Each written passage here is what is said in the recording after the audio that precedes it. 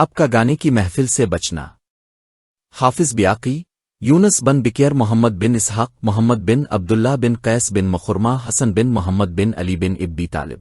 علی بن ابی طالب سے بیان کرتے ہیں کہ میں نے رسول اللہ صلی اللہ علیہ وسلم سے سنا، اب فرما رہے تھے کہ اہل جاہلیت عورتوں کے گانے بجانے میں شرکت کا بہت شوق کیا کرتے تھے۔ میں نے صرف 2 مرتبہ 2 راتوں میں ایسا ارادہ کیا اور گیا، اور دونوں مرتبہ اللہ نے مجھے محفوظ رکھا۔ ایک رات میں نے اپنے ساتھی سے کہا، ہم بکریوں کے ریوڑ میں تھے، کہ میری بکریوں کا خیال رکھنا، میں مکہ میں قصے کہانیاں اور داستان سننے کے لیے جا رہا ہوں، جیسے کہ نوجوان کہاوتیں سنتے ہیں۔ اس نے کہا، کیوں نہیں جائے؟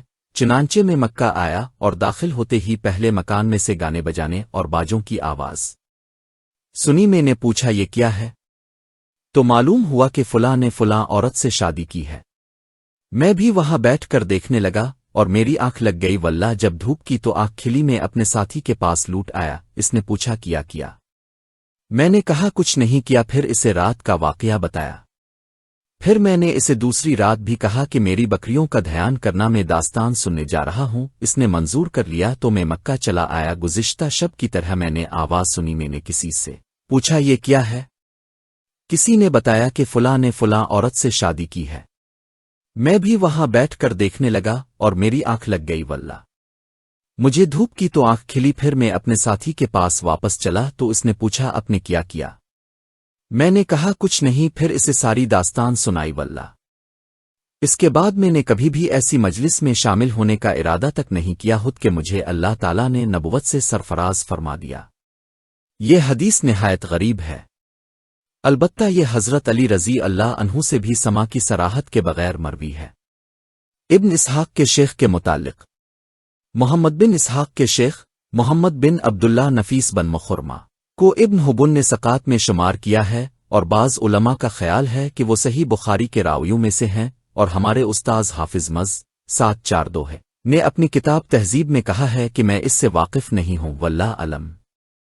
حافظ بیاقی، ابو بدللہ الحافظ ابو العباس محمد بن یعقوب حسن بن علی بن عفان عامری، ابو اسامہ محمد بن عمرو، ابو سلمہ اور بن عبد الرحمن بن حاتب، اسامہ بن زید بن حارثہ سے روایت کرتے ہیں کہ اصاف اور نائلہ تانبے کے بت تھے۔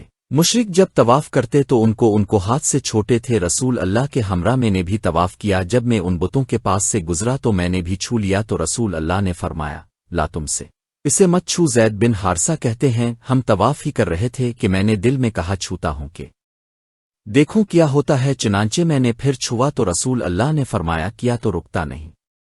حافظ بیاقی کہتے ہیں کہ محمد بن عمرو کے شاگرد بو اسامہ کے علاوہ کسی اور نے بیان کیا ہے کہ زید نے کہا، اس ذات کی قسم جس نے آپ کو نبوت سے سرفراز کیا اور آپ پر قرآن اتارا کہ آپ نے کبھی بت کو چھوا تک نہیں، یہاں تک کہ اللہ تعالیٰ نے آپ کو رسالت سے سرفراز فرما کر قرآن نازل فرمایا۔ گزشتہ صفحات میں بیان ہو چکا ہے کہ جب بحر نے آپ کو لات اور اس کا واسطہ دے کر پوچھا تو آپ نے فرمایا، مجھے ان کا واسطہ دے کر نہ پوچھو، اللہ میں ان کو نہایت برا سمجھتا ہوں۔ حدیث بیاقی کی توجیہ۔ باقی رہی حدیث جو حافظ بیاقی نے ابو سعد مالنی، ابو احمد بن عدی الحافظ ابراہیم بن اسبات، عثمان بن ابی شیبہ، جرج سفیان ثوری، محمد بن عبداللہ بن عقیل، جابر بن عبداللہ رضی اللہ عنہ سے روایت کی ہے کہ نبی علیہ السلام مشرکین کے ہمراہ ان کے اجتماعات اور مزاروں میں جایا کرتے تھے۔ چنانچہ اپنے پیچھے سے آواز سنی کہ ایک فرشتہ نے دوسرے کو کہا، چلو ہم رسول اللہ کی پشت میں کھڑے ہوں، تو اس نے کہا، ہم ان کے پیچھے کیسے کھڑے ہوں، وہ تو بتوں کو چھو رہے ہیں۔ راوی کہتا ہے کہ اس بعد اب بھی مشرکوں کے ہمراہ مشاہد میں شامل نہیں ہوئے۔ اس حدیث کو اکثر ائمہ نے منکر کہا ہے اور عثمان بن ابی شیبہ پر گرفت کی ہے، یہاں تک کہ امام احمد رحمۃ اللہ علیہ نے ان کے متعلق کہا ہے کہ اس کا بھائی حدیث کا تلفظ بھی نہیں جانتا تھا۔ حافظ بیاقی نے کسی محدث سے یہ معنی بیان کیا ہے کہ اب صلی اللہ علیہ وسلم بتوں کو چھونے والوں کے ساتھ تھے، یعنی خود نہیں چھوا، اور یہ اب کی بعثت سے پہلے کا واقعہ ہے، واللہ علم۔ نیز حدیث زید بن حارثہ میں بیان ہو چکا ہے کہ اب مشرکین کے مشاہد اور خانقاہوں سے الگ رہے، یہاں تک کہ اللہ تعالیٰ نے اب کو نبوت سے سرفراز فرما دیا۔ بعثت سے قبل ہی اب کا عرفات میں قیام کرنا۔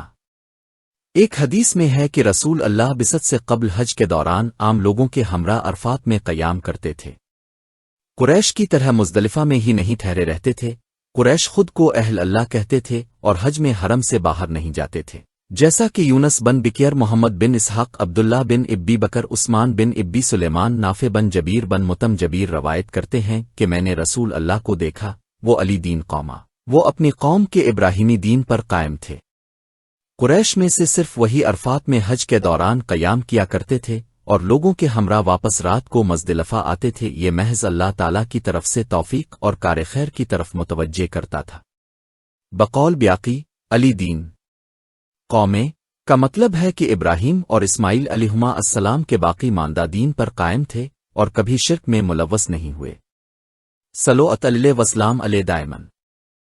امام ابن کثیر رحمۃ اللہ علیہ فرماتے ہیں، اس قول سے یہ بھی عیاں ہوتا ہے کہ اب اللہ کا عرفات میں قیام بھی قبل از بعثت محض توفیق علاؤ کی وجہ سے تھا۔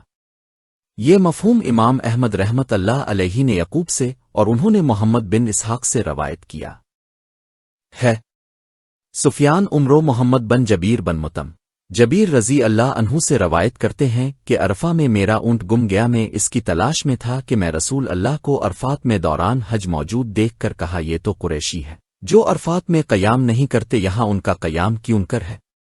یہ روایت متفق علیہ ہے۔